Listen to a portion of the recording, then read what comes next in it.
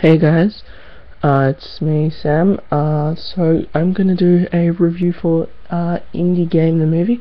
Before I start, I wanted to say, yeah, I'm on my webcam. I still haven't got an SD card or anything. I'm doing it on my laptop though, so hopefully there won't be as much background noise. What else do I need to say? I'm going to be getting an SD card thing soon, so don't worry about that.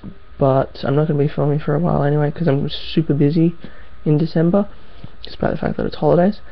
And also, I'm hoping that I'll be able to post a video about this, but you can't read that at all.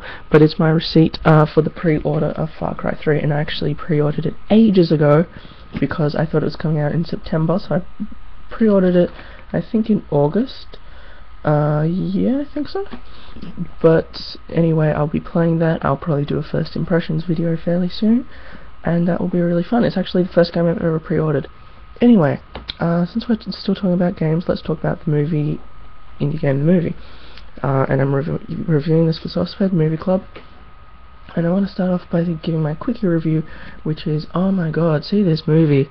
It's really good. It's a documentary, but since it's about games, it's really interesting. And it's really relatable, so yeah, definitely go and see it. To be a bit more general and vague, let's start off with the plot, even though it's not really a plot, because it's a documentary. So this just follows like the developers of 3 indie games, the developers of Super Meat Boy, Braid, and Fez. And they're all extraordinary games, may I just start off by saying. And it's kind of sad because I actually haven't played them. I've just seen them and they just look gorgeous, and I want to play them so bad, especially after seeing this movie, because I feel so guilty that I haven't. I feel like I'm like buying all these mainstream things. So definitely see it. So it follows all their individual kind of problems. So for example, for Braid, and he honestly wasn't one that was very relatable to me. He makes the game and it goes crazy, but he missed out on his artistic vision, so I didn't really connect with that as much because I'm not really much of an artist. The second, Fez, had a lot of kind of legal issue kind of stuff, and tons of people online hating on him for not bringing it out. Admittedly, I actually had a feeling when I heard of Fez that I'd seen it before, so it might have been that, but I didn't actively follow it. So that was really interesting. He was crazy stressed about everything. And Super Meat Boy, they were just like constantly in fear of failure because they'd put 2 years of their life into it. And that's what I really loved about this movie. It was really relatable because it is real life. Admittedly, while not all of us can really say that we're ever going to be in the situation where we have to, like, we are constantly in that situation where we feel that we're going to fail, or we fear that we're going to be rejected or something.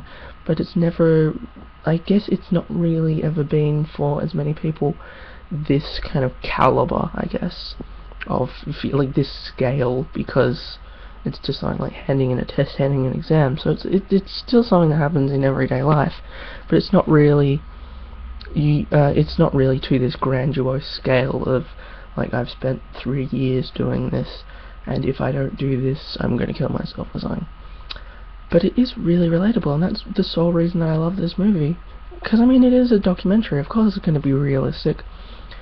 And it's actually interesting because one of the few not realistic, documentary style movies that I've actually seen. I've seen this and one about Joan Rivers. But yeah, I really liked it because you can just relate to it, especially with the whole video game nerd kind of thing. But it really works really well. And I think also what's worth mentioning is, even though obviously the premise is about video games, it doesn't really rely on that nostalgia and that kind of novelty of just like, oh, it's about video games, it's going to be good. No, it's a good movie regardless, because of how relatable it is. But anyway, there isn't really much more I can say on it. It's relatable, it's awesome. It makes you feel like you feel genuinely for these people, more so in my perspective than any character, because you can be just for the sole reason that you can say that you've been in somewhat of a similar situation. And that's pretty much all I can say. Anyway, as for the... okay, my screen's gone black.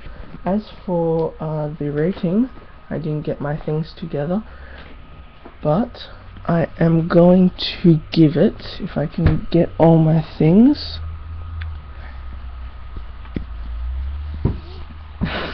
Okay, 4 out of 5 plushies.